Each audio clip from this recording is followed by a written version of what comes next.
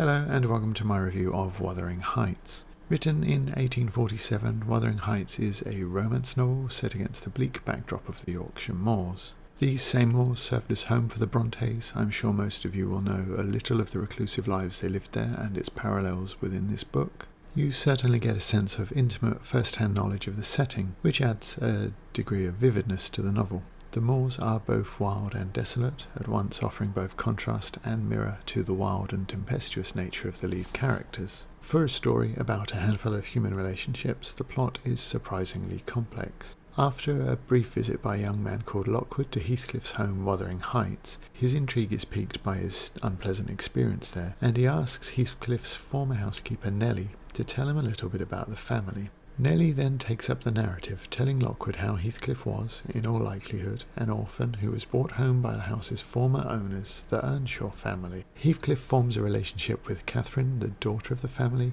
that is both intimate and tempestuous. We are never told the things they do together that they like, or the things that they whisper about for hours, just that they do. This omission, whether deliberate or not on the part of Bronte, means that the focus seems much more on the times when they are fighting or arguing. This comes to a head when Heathcliff overhears Catherine disparaging him to the housekeeper and disappears for a few years. Catherine in that time marries Edgar, the son of the only other family living locally.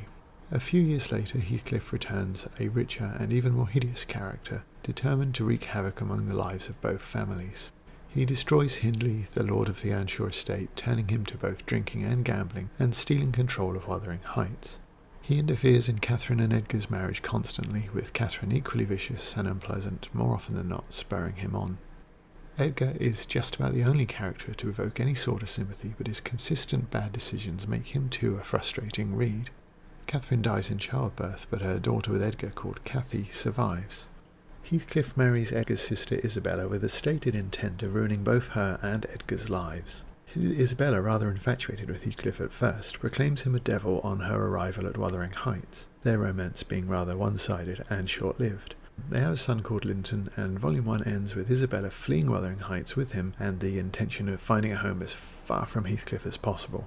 Volume 2 begins with Linton returning on Isabella's death to live with Heathcliff, who plots for him to marry Cathy. This arrangement ensures that when Edgar dies, his estates will pass to Linton, not Cathy, and ultimately into Heathcliff's hands. Edgar dies, closely followed by Linton, leaving Cathy living at the Heights with the despicable bullying Heathcliff and Harewood, the last of the Earnshaw family. Harewood's pastimes include bullying everyone and murdering puppies, so he's not a nice person either. Eventually Heathcliff, more than a little troubled by the idea of Catherine's ghost, begins to ail and dies. Cathy and Harewood, first cousins, form a relationship that after their initial animosity blossoms into incestuous harmony, which is our happy ending. Wuthering Heights is either one of the very best books ever written, or one of the worst. It all rather depends on Bronte's ambition for it, which is hard to judge some 150 years after its publication. If it was her intention that all of the characters would be utterly wretched and unlikable, then she rather nailed it. If not, she was some way wide of the mark. Heathcliff, I need to say little more than I have already. He is an absolute monster. Yes, he has some motivation, feeling betrayed by Cathy and having been bullied by most of the Earnshaw and Linton families, but his cruelty, especially to his own child, is hardly excused by that. Catherine is little better. Her motivation is far weaker, being little more than loving Heathcliff. As readers, we are shown too little evidence of them being good together, and far too much of her saying unpleasant things about him for their relationship to be completely convincing. Her behaviour towards her husband Edgar is not much better. Her repeated hysterical fits every time she is denied something are put down to brain fever, and the doctor insists that she must be given her own way or she will surely die. Nobody apparently asks to see his practicing licence. It certainly seems quite weak. And speaking of weak, Linton is quite the most dislikable character in this menagerie of odious humanity. An utterly pathetic Weasley character. Yes, he is abused by Heathcliff, but still at no point does he exhibit even a single redeeming feature. Cathy, too, while doting and loving towards her father, is petulant and wilfully stupid at times, as well as being unnecessarily rude to Hareton and Zillah, who are her only potential friends or allies at Wuthering Heights. This, along with professing to love the snivelling, vile wretch Linton, doesn't help us like her either. Even the smaller characters are frustrating reads. Edgar, for example, waits until the day of his death to attempt to change his will and leave his belongings to his daughter.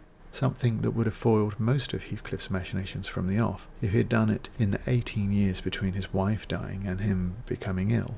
He is described as a learned man, but his behaviour is much more akin to a stupid one, though he'd be helped considerably if Nelly didn't consistently withhold key information from him. At the same time, Nelly promises to do certain things, but then does the exact opposite. Both Cathy and Catherine confide in her things that no sane human being would, given her repeated patterns of behaviour. The literary device of introducing a story through one character, then having another narrate a different story, certainly adds an element of interest to what is already a fascinating story despite the abhorrent cast of characters. Within that framework of story within a story, narrator recounted by narrator, there are times when other speakers recount their stories, notably Isabella on her relationship with Heathcliff, or Cathy confiding her secret meetings with Linton. But it is less complicated than it sounds. Bronte's prose is certainly less intricate and more accessible than Dickens, for example.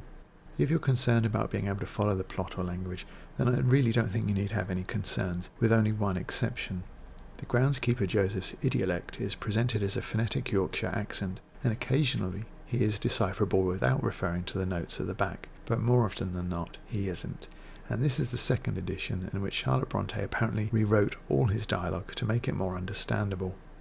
Given that Nelly is supposedly recounting the story to Lockwood, a southerner, why she would choose to present him in this way but not any of the other characters is very questionable. I already mentioned about the vivid portrayal of the moors and the environment, and I think that this novel is more of a realist novel than it is a social commentary novel.